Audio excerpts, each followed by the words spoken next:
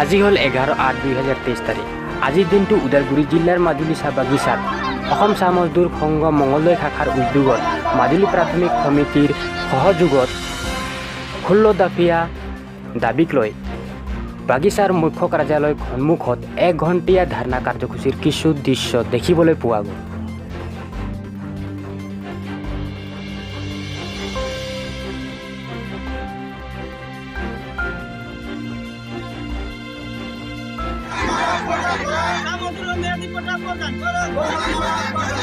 মেডিকেলের উন্নত মানের ঔষধ প্রদান করো। শ্রমিকের পাথর লিরিক 21 কেজি করিব লাগে।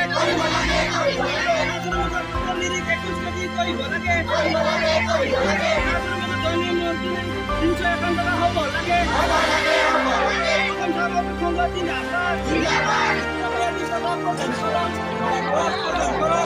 শ্রমিকের উপনীতি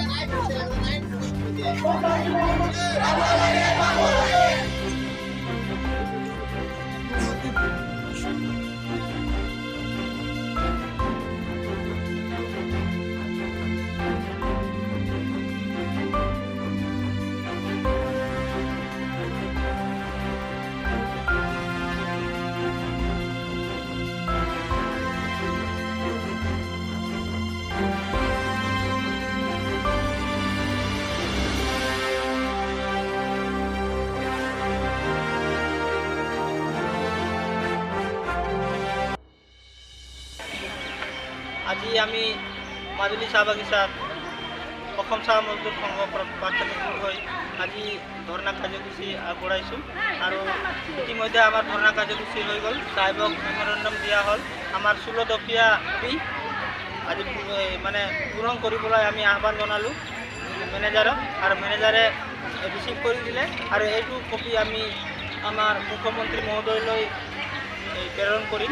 আৰু যাতে আমি চৰকাৰকো গৰিহণা জনাব বিচাৰি আছোঁ যে যাতে আমাৰ চাহ শ্ৰমিকৰ এইবিলাক 16 দফীয়া দাবী পূৰণ কৰিব লাগে বুলি আমি অসম চাহ মজদুৰ সংঘ প্ৰাথমিক গোট ফালৰ পৰা আমি তৰফৰ ফালৰ পৰা আমাৰ দাবী আছে। দাবীসমূহ কি আছে? দাবীসমূহত আমাৰ যোনটো আমাৰ এই চাহ শ্ৰমিকৰ 24 কেজি আজিকালি আমাৰ বহুত ধৰণৰ কোৱালিটি পাত থাকে, গতিকে 24 কেজি দিয়াটো আমাৰ ইয়াৰ অতিকে আমি 21 কেজিলৈকে আমি তুলিব পাৰিম, এইটো আমাৰ দাবী এটা আছে।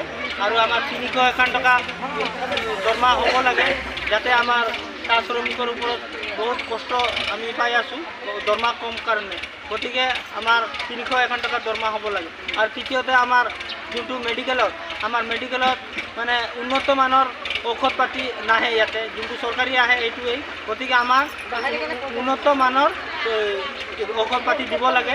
আৰু প্লাছ আমাৰ মেডিকেল এডভান্স, যোনটো মেডিকেল এডভান্সৰ বিষয়ে আমাৰ দাবী আছে, 4 নম্বৰ দাবী। আৰু চাহ শ্ৰমিকৰ অসমৰ 112টা জনজাতিকৰণ কৰিব লাগে, এইটো আমাৰ দাবী আছে। আৰু ম্যাদী পাটা আমাৰ প্ৰদান কৰিব লাগে, আমাৰ চাহ শ্ৰমিকৰ ম্যাদী পাটা প্ৰদান কৰিব লাগে, এইটো আমাৰ দাবী আছে। আৰু আমাৰ মেডিকেলত এম্বুলেন্সৰ বহুত অসুবিধা হয়, আমাৰ এটা ডাঙৰ এম্বুলেন্সৰ অসুবিধা হয়, গতিকে এইটো আমাৰ অসম চাহ মজদুৰ সংঘ মাজুলী প্ৰাথমিক গোটৰ ফালৰ পৰা এইটো আমাৰ দাবী আছে। আৰু এইবিলাক 16 দফীয়া দাবী হয়। আৰু এইটো আমি যোনটো ইতিমধ্যে আমি ধৰ্ণা কাৰ্যসূচী আশা চবে মিলি পেলাই আমি মাজুলীবাসী ৰাইজ মিলি পেলাই কৰিলোঁ।